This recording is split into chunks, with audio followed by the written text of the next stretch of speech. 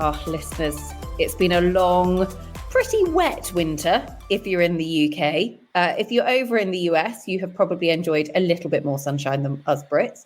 But the first preview show of 2024 is finally here, and we are getting to enjoy some of the best horses and riders, not just in the US, but in the world, it would be fair to say, this weekend, because it is the Conceal Grand-Prix Eventing Showcase at Bruce's Field. A huge $100,000 is on offer, and it is going to be fast. It is going to be furious. We are going to preview the field a little bit later on in the show, but first of all, Showcase. What is it? What is going on? We wanted to find out a little bit more. So Joanie Morris is back on the show. Joanie, you are a lady who wears many hats, but one of those hats is in full force this weekend because event director of the showcase. So thank you for coming back. But just give us an insight. It's in its 6th year now at Bruce's Field. What is the showcase and where did the idea come from for this sort of early season eventing extravaganza? Well, thank you for having me back. We actually have had quite a bit of sunshine this winter, so that's been pretty nice. This showcase in this format is the only one of its kind that at least I know of in the world. So we have, rules around these things in the US. So they have to be 4-star long qualified horses. So you're looking at the top horses and riders in the country. But the idea of having it in Aiken actually came from a guy named Mike Laver, who he's owned some horses for Boyd in the past. He's owns the Aiken airport. He's a pilot. He's just a really cool guy. He's actually an Australian guy. And he went to Buccalo, which was the first event he ever went to overseas, way back when Boyd rode Trading Aces. And I'm sure most of your listeners are familiar with Buccalo, but it's basically a party that runs through the middle of a village. It's the best event to go to. If you're going to learn about eventing, exactly. That's the one to go to. So Mike's lived in Aiken for a long time, and he went there, and I think, of course, it rained every single day, and nobody even noticed. And he was like, we need to do this in Aiken. And the Aiken Horse Park, for people that aren't familiar with Aiken, it used to be a steeplechase track in the middle of town, and the steeplechase has moved a little bit to a different location. And the Aiken Horse Park has developed in the legacy of Bruce Duchessois, so it's very much referred to as Bruce's Field as well, into a horse show facility. So they've got 6 or 7 arenas and really nice barns. And it's just a really cool place that horses love to be at. It's right next to the racetrack's right across the street, the training track. You can, people can hack there. It's just very unique. But then you're 2 minutes from the restaurants and everything of downtown Aiken. So it's very unique in that sense, but it draws people from the town as well as all the horse people. So Mike Laver sort of hatched this idea of the showcase and put together a committee. Philip Dutton's, is on. He's the chair of the committee. Boyd Martin, Ryan Wood, Candace Garrett, Annie Jones, Fernanda Calg. There's a whole group of local people or people that come down for the winter, riders, owners, and supporters of the sport that sort of hatched this idea. And it's taken off, and really everyone just looks forward to it all year. I think there was some concern in the beginning, like, oh, is it too fast? Is it too competitive? Is it too early? But then the top riders will say, like, look, it's just over 4 minutes. It's like a cross country school under some pressure, and you can go as fast or as you want, or you can just have a jump around. But it's very unique. All the jumps are reflective of landmarks in Aiken. So we have some of the famous buildings in Aiken, some of the Palmetto Golf Club, for instance, the post office, which is quite unique. The Savannah River site was like a testing site for weapons. So we have a jump that looks like a bomb. So I don't know, it's sort of one of a kind in that sense. And the whole community has really gotten behind it. And it's great. I mean, we're doing the 5-star B test. So it's the same as Kentucky. And then they show jump after that. And then the next day is the cross country. It's 40 horses. So it's a great way, if you're not familiar with eventing, to really get immersed in it, because it all happens quite quickly. It's easy to follow and understand. And in a day and a half, it's over. And you've got, a great experience for the whole family, as well as for all the horses and riders and owners and everybody involved. And actually, for some of the best horses and riders that we're going to see this weekend, it's a great opportunity for them to come out after the winter, do the 5-star test under a good bit of pressure in front of some very good judges, kind of see where they're at this time of the year in their training, jump a good show jumping track, and then 4 minutes of the cross country, which, as you've said, kind of encapsulates those Aiken landmarks, but actually is at advanced 4-star level. Is that fair? The kind of the technicality and dimension of it? Yeah, it's definitely, the technical component is there. Mark's Phillips is our course designer, and as we all, everyone knows him, he's very clever with there's always a way that is easier that a greener horse or less experienced rider can understand.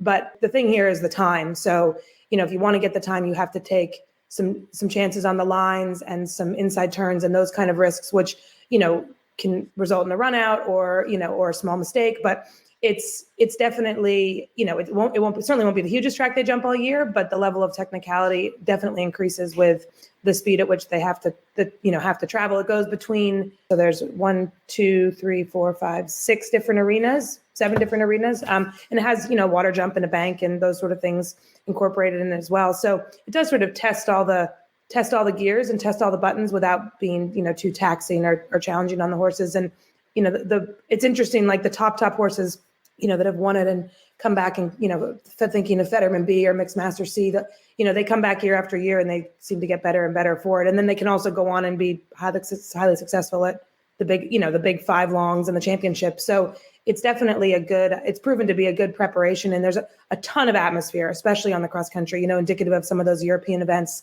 like talking about Buccolo. I mean, we have a kids corner with bounce houses and a petting zoo, and we've got, people with their private chalets and tailgating, and then just general public with a big vendor area. And so there's that real lively party atmosphere that gets people really excited, but it's only one horse on course at a time. So it's very easy to follow. And no matter where you are, the horses are going by you more than once. So you're getting to see quite a bit of cross country, even though it's a 4-minute course, within a very, small footprint. So it's definitely, unique in that sense. And I think people have really, it's become a not to be missed thing in Aiken in the winter for sure. How proud are you? Because actually, it's in its 6th year now. So 5 years it has been running. We've had some great winners. Liz Halliday has won it 3 of the 5 times it's run. Mm-hmm. Fernhill by Night, De Niro Z, and Mixed Master C, who's back in the field this year. Tammy Smith, My Balm, hold the record finishing score of 23.3, I think it is off the top of my head. That was in 2021. And then Boyd Martin, Fetterman B are the other winners from 2022. Like, we've got some brilliant horses, all of which go on to then win internationally at the 4-star level, podium at the 5-star level. These are the top names in the country. There's a number of contenders in the field this year that are looking to stake their claim for Paris. Obviously missing Tammy this year, but she's back. I know. I tried. You can understand the journey and everything else. But that being said, actually, all of the other big names really are here.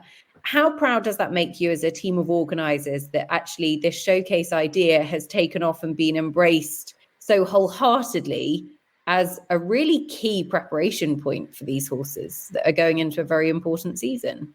I think it's worked out really well. Obviously we want to provide that opportunity for the high performance, horses and programs and for our riders. I mean, coming from my old job where I looked after the US team. I mean, I would say for sure I wasn't certain where it fit into the preparation when it started either, because it was so unique. But then watching these horses think quickly, develop, work on those skills, test all of their, all their training under pressure without taking much out of them physically is actually, it seems to fit in really well. And, obviously horses like My Bomb, Fetterman B, Mixed Masters, those ones you've talked about. I mean, there's nice of horses as you'd find anywhere in the world. And so I think we all have a ton of pride in seeing them gallop around the horse park. But, we also, it's an invitational, and people are writing to me constantly asking if they can get an invitation as it grows and gets more, people understand it more. They understand, what's required of the horses. And there's people now that are like, look, my horse isn't quite ready this year because I want to be really competitive, but invite me again next year because,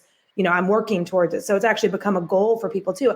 I mean, of course, the bump in the prize money for sure helps, courtesy of these awesome sponsors that we have, Conceal and Taylor Harris, who's been with us for the duration. And we've brought on new sponsors this year, but it definitely makes you feel like, all the work and energy and effort in creating something that's really unique is worth it when people are that excited about it.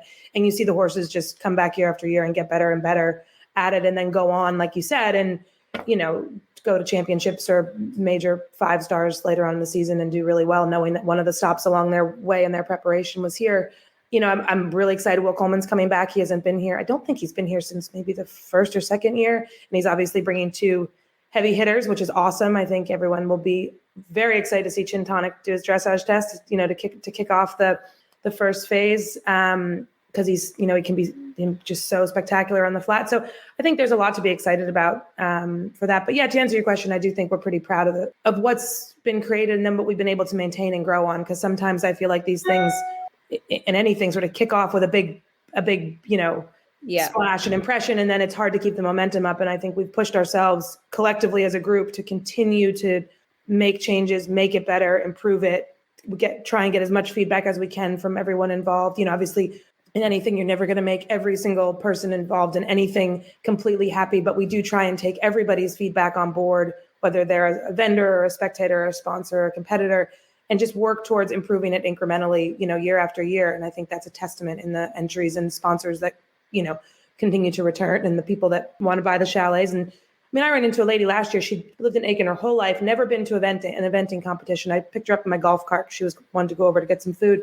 She said, well, I just wouldn't understand how to go to a regular event. It just seems all way too spread out. But she said, this is great. I can see everything from one spot. And she, had her chair by a jump that she'd picked and sitting there all day. And I think it is, we had people last year trying to get in, trying to climb over the fence to get in early to get a good seat, for general admission seating by some of the jumps. So it is cool that it's created that kind of buzz in the community. And we do have a charity component to the event. And I think that's really important to all of us that work on it. We team up with local charities. We have the charities grouped with teams of riders, and then there's sort of the ride for charity. So then we have different mechanisms that we raise money throughout the weekend to then give money back to those charities. And in turn, we get those, they benefit directly, from the event and provide us with volunteers and, cross promotion and things like that. So there's a lot of parts to it, but it's also because it's a manageable number of horses and riders, and it's a really great venue to work on because it has a full-time staff and runs like a well-oiled machine. It's just, everyone that is involved really enjoys being there and working on it. And it's a huge sense of accomplishment because it comes together quite quickly. We were all there yesterday at Bruce's Field doing it for one of their Tuesday schooling days. And then, in just about a week, in a week, it'll be ready for this top competition. And then they go back to running their Tuesday schooling shows the following Tuesday. So it's definitely a busy place and it has a lot going on, but it's, like I said, it's a testament to, Tara Boswick and Kate Bogan and John Mandelano, that whole team at the horse park that just pulls it off, week in and week out. And this is sort of their crown jewel of the winter season. Then they have big horse shows in the spring and fall that sort of bookend the whole thing. They are unbelievably slick. You mentioned Conceal and Taylor Harris insurance there. Like let's just put into context, $100,000 prize fund. I know, it's kind of overwhelming this year. That is absolutely enormous. How important is that for the sport? Because actually, outside of a couple of the big 5 stars, that kind of money just isn't on offer anywhere. I will say Philip Dutton and Boyd, but Philip really pushed us on it. Like, if we can get let's work on getting the prize money up, and let's try and get a title sponsor. Taylor Harris has been our presenting sponsor. They are just the coolest company and people to work with. They've been awesome. And, we just thought if we want to get this prize money up, which is that's directly benefiting the owners and the riders, that's going to be our goal.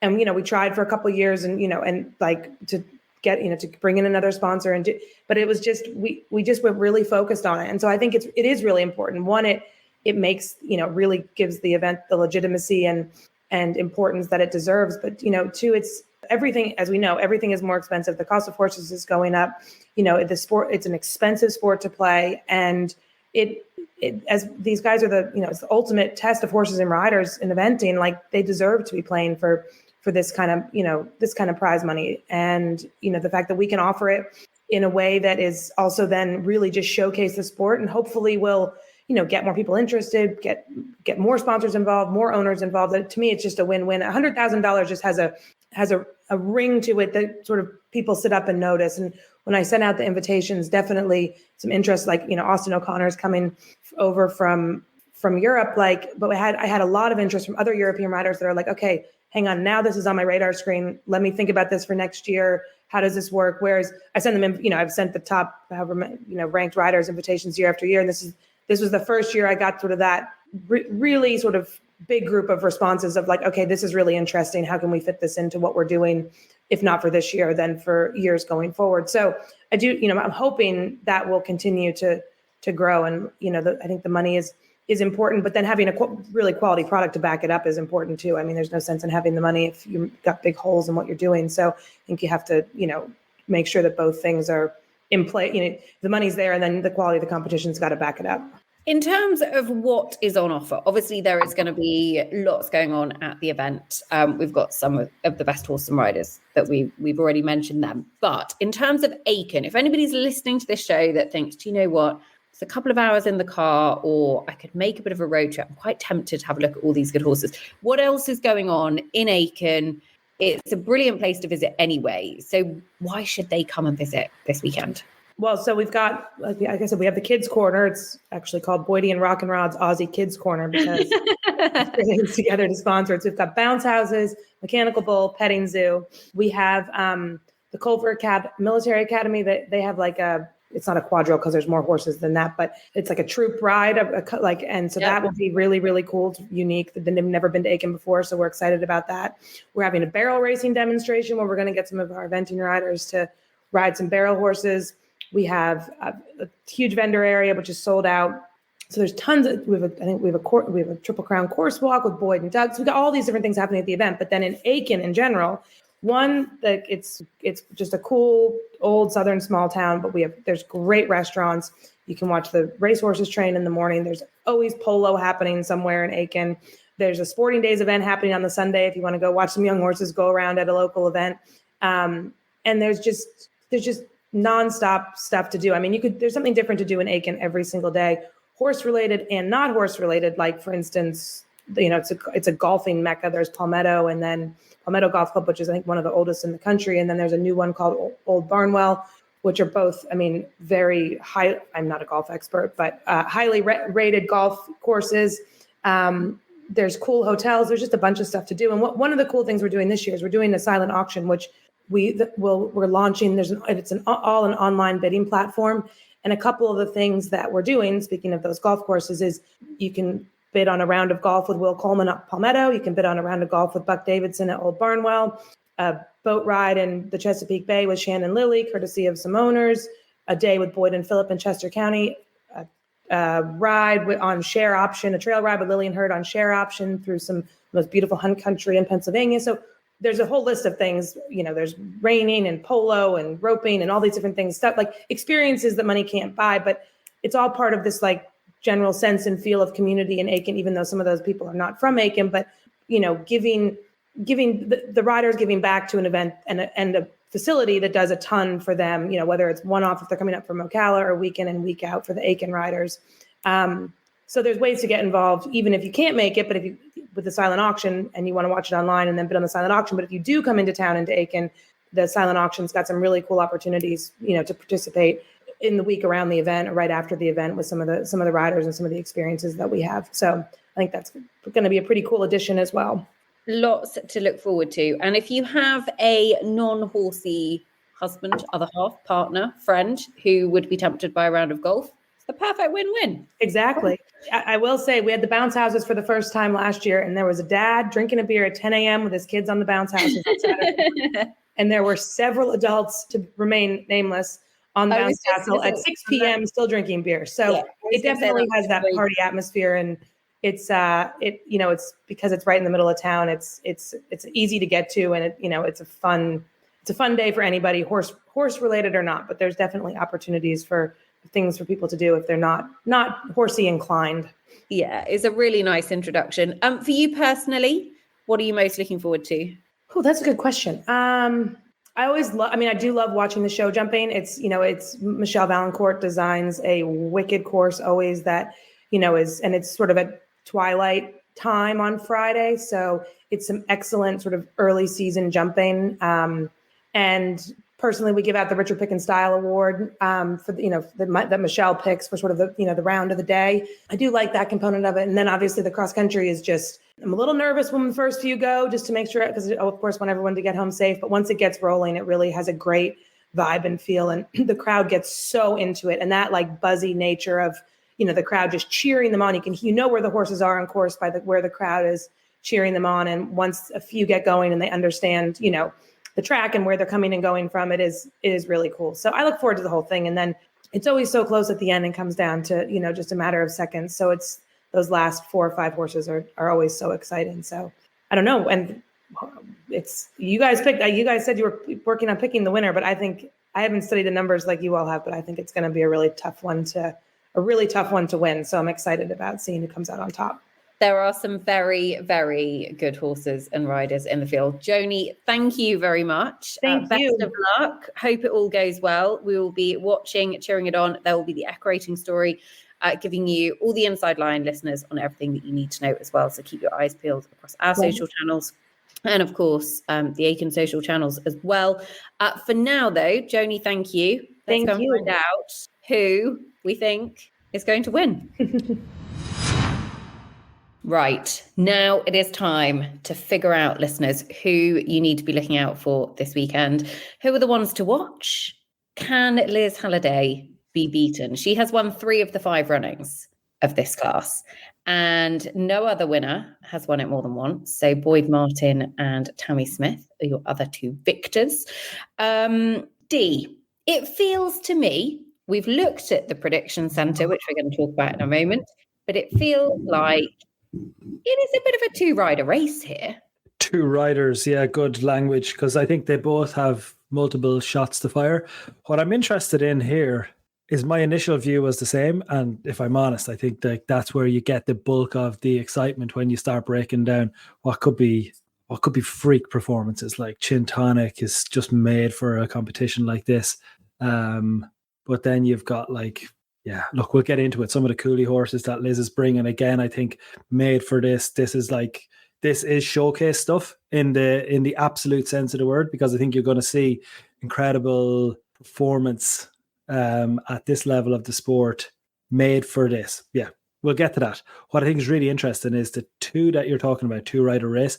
You're like who you're leaving out, who you're not talking about, like stars of US eventing. And I think that bit gets interesting for me, because even if they don't win, I think there's a huge amount of, well, it's the first time we're really going to see some of them this year in an Olympic year. And I think there's a lot like Paris. The road to Paris is starting in Aiken for 2024.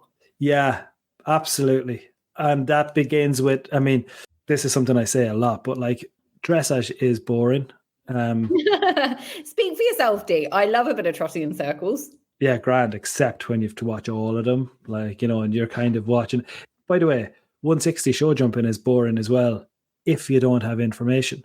Watching 40 horses jump the same 160 course, boring until you get to the jump off. What we have is the same concept of a platform that you've got to give yourself a good platform in that first phase. What's totally different this year, what we're going to see at all of the 5 stars, what we're going to see at all of the 4 stars, what we're going to see over the next couple of days in Aiken, is that every one of these dressage tests is the road to Paris that you're on. The context, Nicole, that an Olympic year brings, that's always there, that's always there in a normal year, but you're building towards Kentucky, or you're building towards Maryland, or you're building towards Carolina, or whatever the target might be. You're building towards something. That's totally different again in Olympic year, because this thing sits there. So cool. Let's talk about Chin Tonic taking on Mixmaster C. Let's talk about the narrative that both of those horses have to answer. But let's not forget Ariel Grald and Laymore Masterplan. I would say a key turning point in the US fortune. That Le Moulin podium for me remains one of the 5 key moments of the last 5 years, which actually showed that the tide was turning. That was a long time. I think it was 2013, Sinead Halpin, Manward at Carnival, since we'd had a US podium 5-star outside of the US. Let's talk about Fetterman B. Let's talk about who Doug Payne's bringing. Like the excitement for me is, I think you're right to frame it as a 2-horse or a 2-person. Two rider. Two rider. But I think what's cool about that is there is so much behind him in terms of narrative that I think you get to loads of different great stories from looking across the field. Let's dive in them, because ultimately, like you say, this is the start of the road to Paris in 2024. We are going to see some of the key combinations that we're going to be talking about a lot in the next few months. They're all coming to Bruce's Field. They're all coming to really, I guess, kickstart their seasons, use it as part of their preparation for their early internationals. We've got Carolina coming up. We've got Stable View.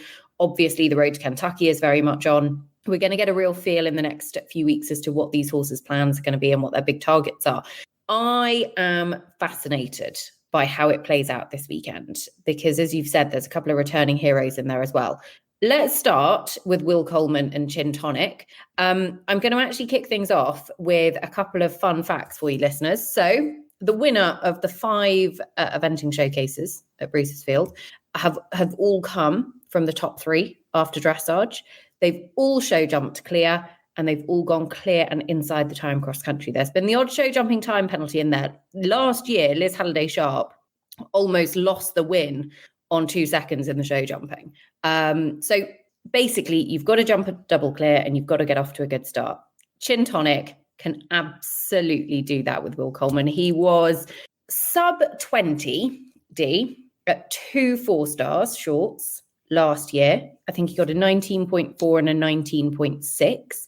The record dressage score for the Grand Prix is 19.9. Doug Payne, star witness from last year. My opening question is, are we going to see a new record? I think we are, and it's going to come from Chin Tonic. Not at this level, but he has delivered a 15.7 at this venue. At Stableview. Okay, at Stableview. In Aiken. Likes In the Aiken. air. Likes the South Carolinian air. That changes things for me. I'm only joking. It doesn't change because what it doesn't change, Nicole, is I think you're right on the record. The 15.7, okay, it is just the air down there. It's not quite the same venue, but it's a horse that can go as low as 15.7. For me, that's kind of freaky territory. And I think if you look at the recent form, early last year we saw like Carolina was a 19.4.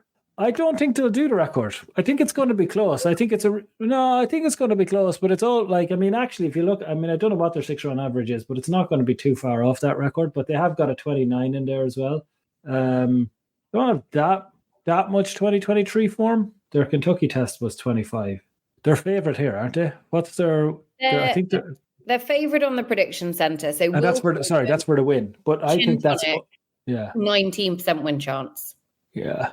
The top 5, the reason that we've sort of started by saying this is a 2-rider race is the top 5 are held by 2 riders on the prediction center. You've got Will Coleman, Chin Tonic, 19%. Liz Halliday-Sharp then has the next 3. Mixed Master C, 16%. Cooley Quicksilver, 11%. Cooley Nutcracker, 11%. Then Will Coleman off the record, 11%. You've then got to drop back to Boyd Martin and Sets the Leg with 6%. So the top 5 split between Will and Liz. That's where that's come from. He's got to be the favourite to lead the dressage here. There's just not that much in it at that, like between those horses at that level, but I think you're right.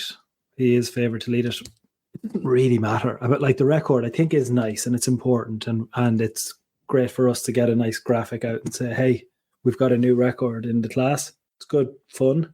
But in terms of the bigger picture, I think who leads will be critical because it's very hard to see them. Like there's 3 horses there that can all go inside the time, 4 horses that can all go inside the time, 5, maybe more. So actually your first phase, and what I was starting with in terms of often this can be boring, in this format of the sport and the way that people, and the way that the test that sometimes that we have presented means that you don't always see time penalties being accumulated by these really experienced horses when they are at this level. It just depends on whether they push all the buttons or whether they don't. I think actually Liz and Will, you would expect that they do to try and win this. My gut feeling is they do. Lots of money on offer as well. $100,000 across this Grand Prix. That's a lot of money. Money is a great motivator. Yeah, so you go to win it. Which keeps bringing me back to the fact that it does matter who leads and it does matter how these dressage tests go because it's very hard to get past someone who, with the quality of the horse that they have here, if they want to push, which they will want to push, then they should be able to do it. But all of them are pretty strong in the final phase, aren't they? They're all pretty decent jumpers. I think it's a long time since this fella had a pole, isn't it? Chin Tonic is a very, very good jumper. Aiken, I mean, he's on 8. He's going for his 8th clear jumping round in a row at international level. That includes the final day at Kentucky. He is a very, very good jumper. I would have always sort of questioned his speed slightly. Now, that's partly probably because Will has produced him pretty carefully and technically to this point. Very good jumper, Nicole. He's had four poles like since 2019. He's a very, very, very smart horse all round. And I think this is a massive, massive indicator. Will Coleman has been predominantly known for off the record at the very top level, at championship level over the last couple of years with that Aiken victory and everything else. For me, this is the year that Chin Tonic, actually, in the next few months, we could well be talking about him as a horse that could go and bid for an Olympic individual medal. Whoa. Yeah, putting it out there now. He can. Chin Tonic can get a medal at the Olympics in Paris. Yeah. Whoa, this is spicy. Big talk. If you think about the low numbers in the first phase, the fact that he's a very good jumper and you've got 2 rounds of jumping in Paris, it's a shorter course. He was not the quickest at Kentucky last year. He picked up 14 time penalties. I would have been the first to say I was kind of disappointed with that. I do think he'll have come on for it. Well, his top rated ever performance, though, is probably more reflective of the test he's going to face in Paris, which is his win at Carolina. Yeah. This time last year. Where he finished did he finish sub 20 in Carolina? He finished on his 19.4 dressage. I mean, that's a pretty impressive performance. And actually, that was a day that a few people made the time, but, really experienced horses. And Mixed Master C didn't make the time this time last Mixed Master C is a different profile, isn't he? Because he's so strong. Like, the problem there is just that, like, you'd nearly swapped him. You'd say Mixed Master C will be more suited to the Kentucky Challenge, you would think, from what we've seen of Liz. What we've talked to Liz about, like, I remember meeting Liz coming off the Aiken course, and she was like, just give that horse a 5-star. Like, he needs that big challenge. So I think they'll face different challenges in that one will have to push and the other will have to, like, you'll be fighting for control and you'll be fighting for rhythm, which Liz, will be fighting for that, like, flow and rhythm with Mixed Master C, whereas with this fella, he'll be going in there, okay, whether it's a record or not, it's likely to be sub 23 start, and he's very likely not to knock a rail, which means... and also his jumping is very, very good. His cross-country jumping is very, very good. I mean, he's 1 error on his record, which is your that opening year of the 4-star short at Kentucky. He would have gone in there as favourite or close to the favourite. Will and him would have been, they were together a while. They were favourites. They probably were close to it that year. The two cross-country jumping penalties that day. But other than that, their jumping is pretty flawless, which is cross-country jumping, which means it's all about the time and the flow of cross-country for this pair. It's all about that. I'm just going to raise off the record here because actually, he is the most well-known of the two. He's an Aiken winner. He's top 10 at Protoni in the World Championships. He was top 10 at Kentucky last year. He can produce lower numbers in the first phase. He can get down into the early 20s, but he can also, he was 31.2 at Kentucky last year, 32.5 at Kentucky the year before. So some of those numbers do tend to creep up a little bit. Funnily enough, for me, out of the two, Chin Tonic is the one that I am most drawn to. It's the one that the prediction centre agrees with me on, but off the record, still an 11% win chance. So between Will's 2 rides, he has a 30% win chance. We then go on to Liz Halliday-Sharp, who has the other 3 in the top 5. She has 16% win chance with the defending champion, Mixed Master C. Cooley Quicksilver, an 11% win chance. Cooley Nutcracker, 11% as well. So that's 22. 38% win chance. There's 68% of the win chance is across these 2 riders. Mixed Master C, defending champion, won it here last year, actually came from behind. It's the only horse that's had to come from behind in the cross country to win. Doug Payne picked up a few time penalties. I think you're right in saying, he loves a 5-star track. We saw that at the Pan American Games last year, which didn't suit him. Liz, I think, will come out very, very hungry in 2024. And I imagine he is 5-star bound this spring. I would think Kentucky. She will certainly be all systems go here. And she actually, Mixed Master C, has a great chance. But then you look at the other 2 and you say, Cooley Nutcracker is a double 4-star long winner from last year. And for me is the horse that Liz is in the reckoning for Paris with. So 2 of the top horses in the market here are, in my mind, well on track for selection and are certainly right up there fighting it out. You've then got Cooley Quicksilver, who we haven't seen for what feels like forever. And how brilliant is it to see him back? I mean, he was a horse that we were so used to seeing at the sort of the 4 and 5 star level. And actually it was nearly a year, Stable View. He won the 4 star short in Aiken last April, did a 23.9 in the first phase there, which was a personal best for him internationally. So I think definitely something to look out for in the first phase. He had obviously made massive improvements and massive gains there.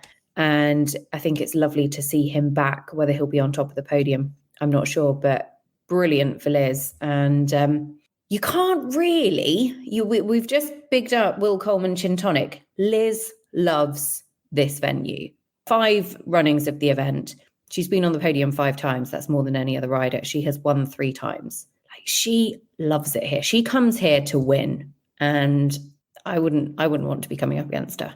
It's made for these horses. Like, it's made for this style. Like, when we talk about Showcase, can't stress how Quicksilver, Nutcracker, Chin Tonic, I just think about them as Showcase, and I don't mean that disparagingly. Like, I mean, off the record as an Aiken winner, like, that's what this is. This is what you're trying to see and show here, actually, like what these horses can do. Liz is amazing at this piece. I always think that the Aiken track is so set up for Liz. Hasn't really worked for her yet. I mean, it hasn't been bad, but like, she hasn't got the win. I would have thought that I would have had Liz win in Aiken before Will. They're made for this, the both of them. It's going to be a brilliant head-to-head. What's cool, Nicole, as well, is like you go to both these horses, and I think the Mixmaster C Challenge is, okay, there's a little bit of, there's definitely going to be a big disappointment there post Pan Ams. I think. I mean, you say big disappointment. I'd say that was a fairly huge bump in the road, and actually will have made Liz a hell of a lot hungrier to come out this year and be all. I think what's interesting is just what you learn from that. Like, I mean, being honest, it still feels like this will be a tricky, like, this could be a tricky test for Mixmaster C. He won it last year, though. Yeah. He won it. He's got course form. He won it last year. He was brilliant last year. We weren't having this conversation about Mixmaster C last year, which was about the strength cross country. No, we were having the conversation of, is he a 5-star horse? And then he goes to Kentucky and he absolutely storms round and finishes on the podium. And you know, he was brilliant in Kentucky last year. This was part of his preparation last year. I have no doubt it will be again this year. I think she's got a great chance with him. I think he's the best of her 3 chances, but the other 2 definitely should not be discounted. Cooley Quicksilver returning from a bit of time off. We might not see kind of fully tuned at this stage. I don't know. But Cooley Nutcracker, as I say, you know, he's a 2-time 4-star long winner. I don't know the spring plan for him as to whether he'll go to Tryon for the long format 4-star or whether he'll go to Kentucky for the 5-star. He's qualified 5-star.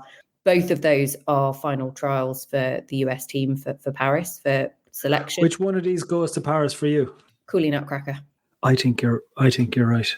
I don't want to jump off the Mixmaster C train. I'm still on it, but I'm on it firmly at a 5-star. I think you can't be in 2 trains. How could you be in 2 trains, sure? Because they're different carriages. I'm in one carriage that's taking Cooley Nutcracker to Paris, and my other carriage is very firmly saying Mixmaster C is a brilliant 5-star horse. And don't get me wrong, I think, you know, he's still 100% in the conversation for Paris. He should be. He deserves to be. But he didn't have the easiest of times at the Pan Ams. Paris is not going to be a traditional 5-star test. Liz has other options. And that, I think, will be taken into consideration. There's a couple of other horses here, actually, as well, that I think are, again, very much part of the Paris conversation. Let's do the next one, because I think if you discount Mixmaster C, which we're not, but if you were to say Nutcracker, and forget Paris for a minute, let's just concentrate on winning this.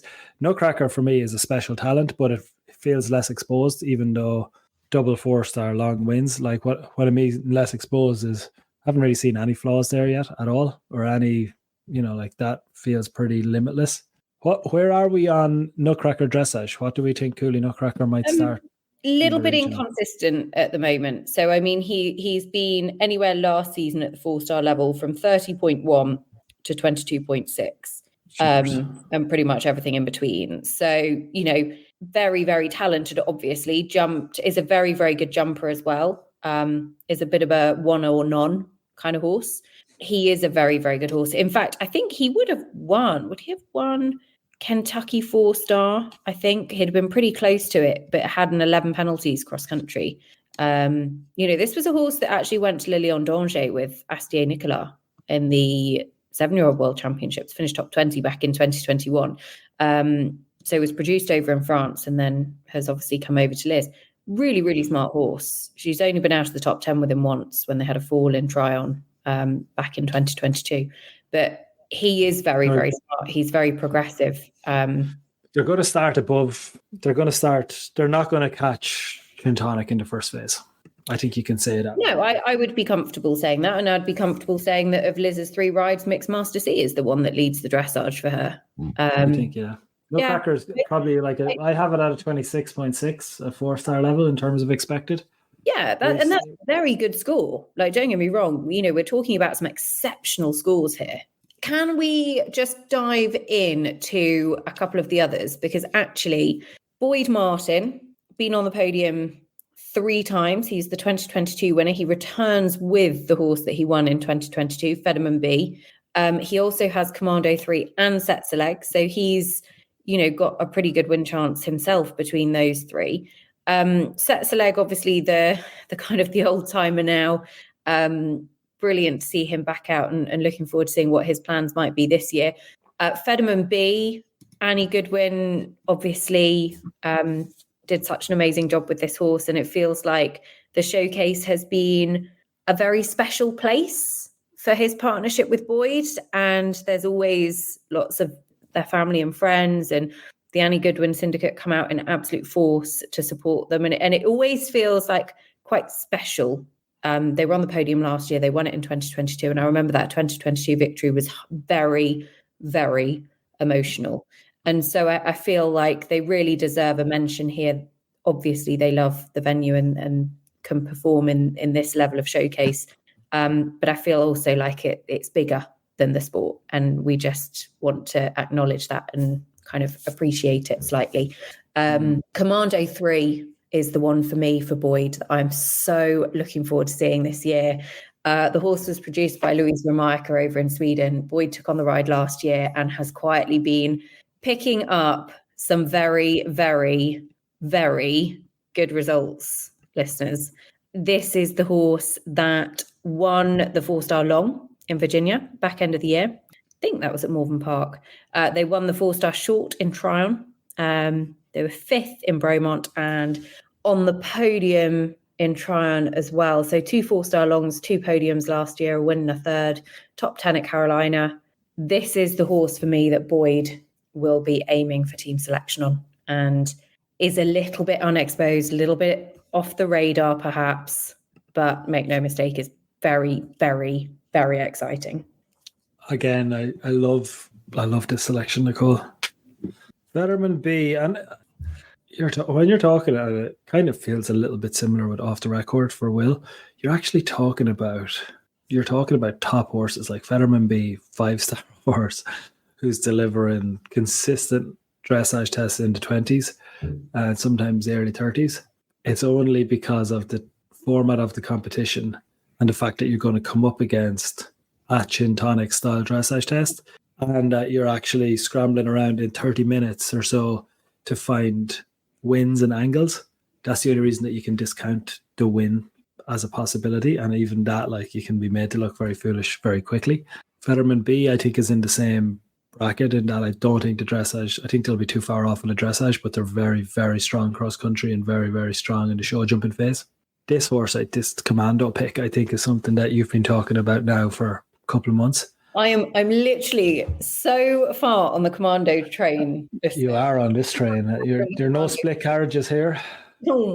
Kentucky this year, I'm just going to say, Kentucky this year is going to be brilliantly epic because we're going to see a real fight between a lot of these high-profile US combinations. And then rumor has it of various high-profile European combinations coming over. And it's just going to be brilliant. Cannot wait. How high does Commando do, or what's the approach for Commando? Obviously, we don't know, but like, what's your guess here? Like, In terms of what? in terms of like, is this weekend the day? Like, would you be disappointed if they don't pull out a big performance? Do you think there's? I mean, we know there's other pictures in mind, but like, what are you expecting here? Like, how prep run is this? I mean, it's interesting because Boyd is always unbelievably competitive, and actually all three of his horses he's going to be competitive on this weekend. I would expect Commando 3 to be in the top 10. I'm not sure we'll see him on the podium. An interesting one for me is where they are in the dressage, because actually this is a horse that was consistently in the 20s, as low as 20 at the start of his career, you know, going up the levels, only hit 30 once before going to his first 4-star when he got a 30.2 in Arville with Louise in 2022. He's then kind of come out, he did, it's had a bit of a mixed bag. So he's been 25.8 to 34.1 at the 4-star level last year. Now that could be, and I don't know, so I'm speculating a little bit, but the step up from 3-star to 4-star, the introduction of changes, everything else, you can sometimes see a little bit of variation in scores at that stage. However, he's obviously very capable, very flashy in the first phase. So I'm interested to see what magic Boyd has been working on over the winter and actually where he'll come out this year. So I think that's a really interesting learning for me. I don't necessarily think he's, you know, going to be Chin Tonic territory, but it will be an interesting test to watch to get a feel for the horse ahead of some big spring targets. And I think that for me is the big driving point here.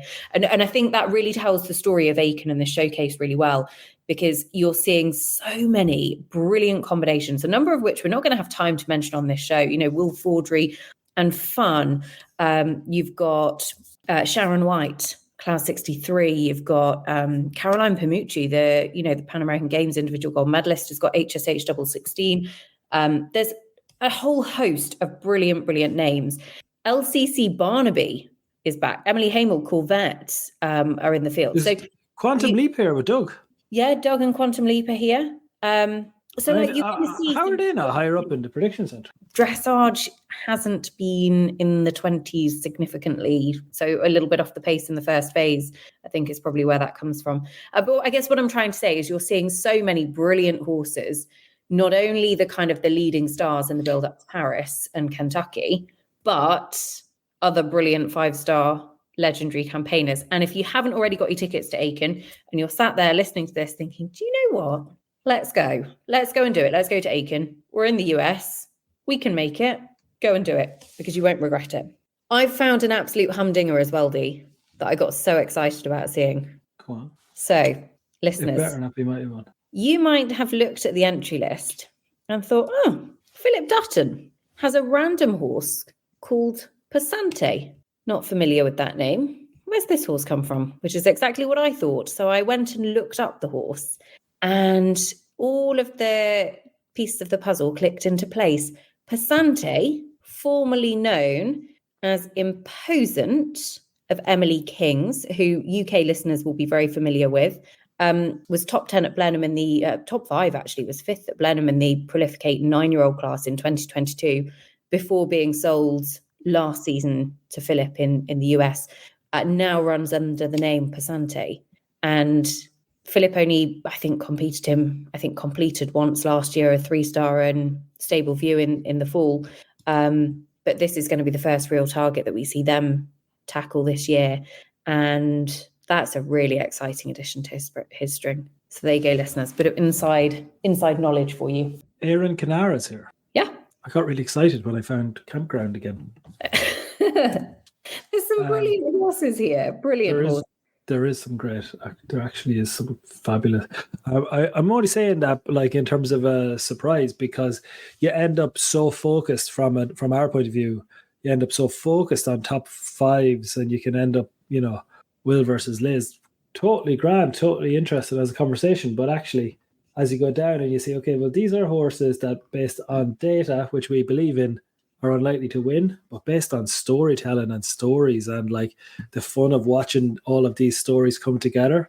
I mean, Sydney Elliott, Vermont is there with Colleen Loach, Goldeneye and Vermont are there. Vermont is a horse that we were really, really big on. Be really interesting to see Colleen and Vermont again. I would also say it's quite exciting to see Austin O'Connor. We've seen it before. William Fox Pitts was on the podium here a few years ago, and he came over and had a catch ride in this class. But Austin O'Connor has got a catch ride in this invitational. And, you know, the last time we saw him on US soil was that incredibly emotional victory in Maryland with Colorado Blue. So really exciting for him. He rides a horse called Carlson 119, who is usually ridden by Amanda Beale. And has sort of formed up to the 4-star level. Has done a good bit of 3-star competition and actually missed last season, so is returning after a bit of a break. But it's just good to see him. It's a new name, it's a new face, and I'm sure he'll be out there for a lot of fun as well. Sorry, I am not talking because I'm after getting distracted with Colleen Loach. Goldeneye is one of the top rated, if actually the top rated of the US, of the Canadian horses at the moment. Vermont is the one I was drawn to. They had two 20 penalty issues in Lexington in the 4-star, one in Lexington and one in Vermont. Came back and have delivered clear subsequently. Dressage is still in the 30s. But only just. Their last test was 30.5. I don't know that they win or they podium based on what the other horses that we're talking about here. But I think Goldeneye and Vermont are two really big players in the Canadian Paris picture. I think it's there's another narrative there unfolding, which is, you know, between those two and equally ensuring that she maintains her position in the Canadian journey to Paris. I think it's Colleen's a really big player in that. I'll tell you who's having input into the Canadian journey to Paris. I saw that there was a high performance training session with Janelle Price. Get out of town. Yeah, believe so. Don't think I've made that up. I was just going to say how good it is to see Liam or Master Plan, Ariel Grohl's back. And to be fair, we've already sort of mentioned their name here a little bit, but you know, this is a horse that has been a massive part of kind of the resurgence of US eventing, and that podium, as Dee mentioned, in Le Moulin in 2021. They were top 10 at Burghley in 2019. They've been top 15 at Badminton. They've been top 15 over 11th in Bretoni. Last year, we saw them do a couple of dressage tests, and that was it. So it's great to see them back, and I'm sure it'll be an exciting spring season for them. So looking forward to that.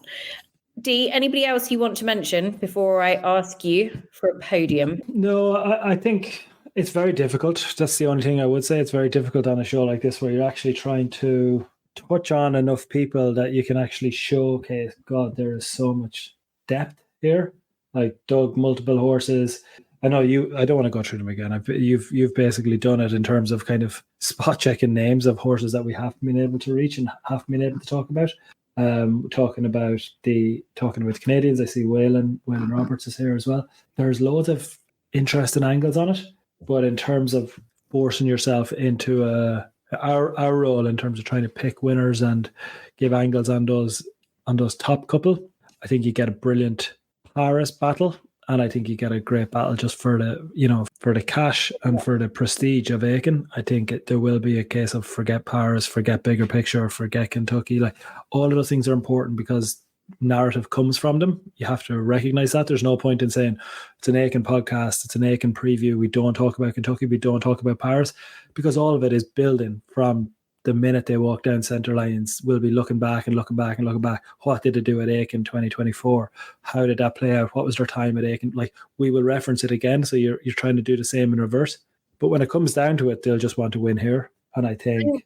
I'd also just jump in there and say huge credit to the organisers and to Joanie and the whole team in Aiken and at Bruce's Field, because they are putting on a brilliant showcase that so many top riders and top horses are using as a kickstart to their season. Oh, yeah. And I would say even beyond the kickstart, I'd say it is a kind of an unofficial trial when you see who's here. Yeah, there's a bit of bragging rights going on. Like, it's from a personal perspective.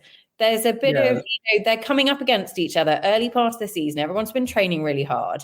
Actually, Liz, I am sure, will want to come out and see where Mixed Master C's dressage is compared to Chin Tonic. Do you know what I mean? Like there's that sort of feeling of healthy competition at this time of year. And I think the money ensures that you don't find yourself in a situation where you're like, oh, well, it's early in the season. I don't really care about the money.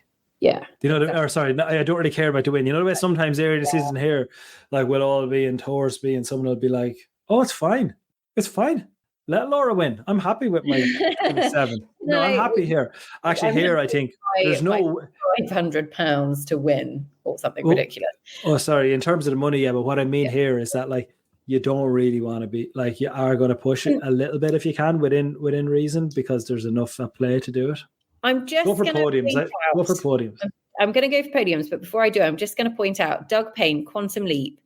Doug's been on the podium here 3 times. Quantum Leap came from 15th after dressage in 2022. He scored a 31.9, finished on it and took 3rd place. So do not be discounting Doug Payne. He obviously has good form. He obviously has. Hey, I mean, again. So Doug Payne came from 15th after dressage in 2022, 31.9 his first phase score, and he ended up finishing in 3rd.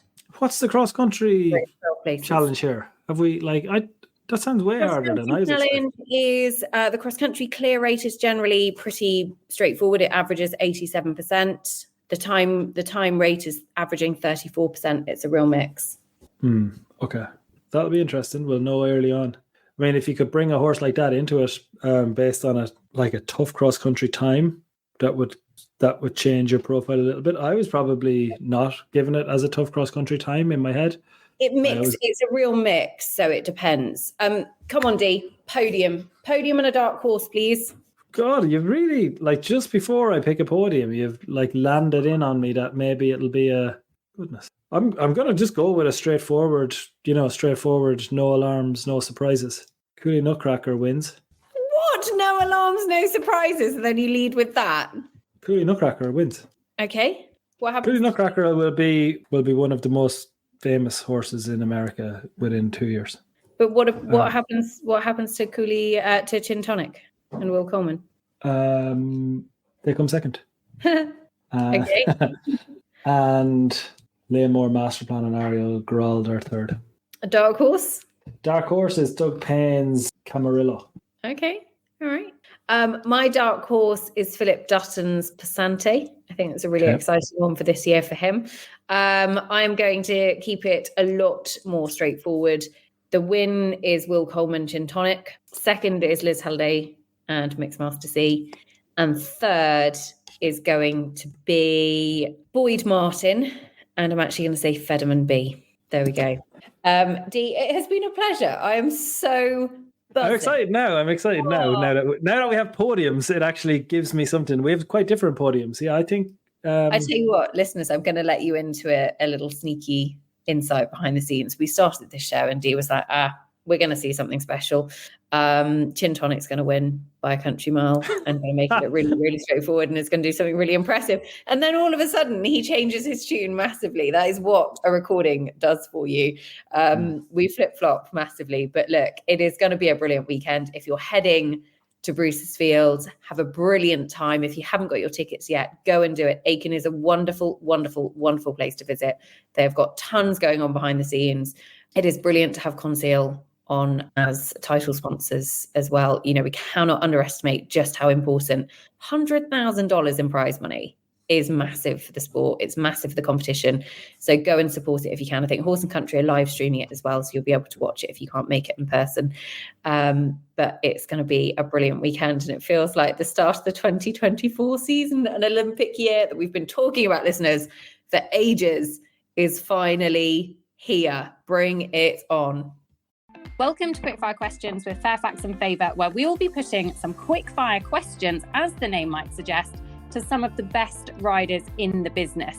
And today's guest is the 2020 USEA Leading Rider of the Year. It is Liz Halliday-Sharp. Liz, are you ready? I'm ready. What was your favourite event? Booklow, 100%. What Fairfax and Favour boot would you wear to a trot up? Well, that's a big question because I wear a lot of different ones, but my main go-to would be the heeled Regina, the Amira, and of course the Kensington as well.